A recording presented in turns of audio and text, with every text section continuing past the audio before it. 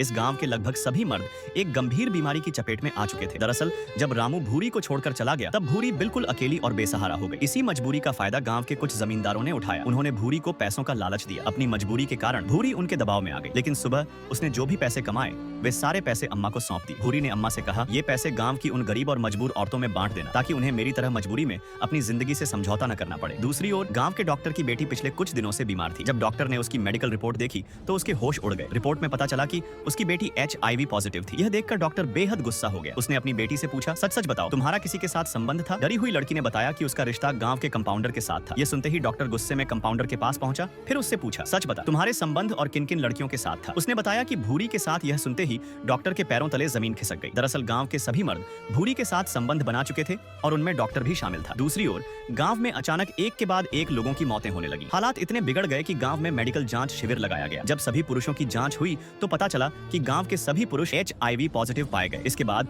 सभी गांव वाले रामू के पास पहुंचे और उसे घसीटते हुए गांव ले आए, क्योंकि सबसे पहले उसी को एड्स का मरीज बताया गया था। लेकिन जब रामू की दोबारा मेडिकल जांच हुई तो सच्चाई सामने आ गई। रिपोर्ट में पता चला कि रामू को एड्स था ही नहीं। तभी गांव वालों को जमींदारों की पूरी साजिश समझ आ गई कि उन्होंने झूठी रिपोर्ट बनवाकर रामू और भूरी की जिंदगी बर्बाद कर दी थी। गुस्से में गांव के लोग सभी जमींदारों के पीछे दौड़ पड़े। दूसरी ओर भूरी की भी मौत हो जाती है। दरअसल बीमारी की वजह से आखिरकार भूरी ने भी दम तोड़ दिया। इसके बाद पूरे गांव की आंखों के सामने भूरी का अंतिम संस्कार किया जाता है।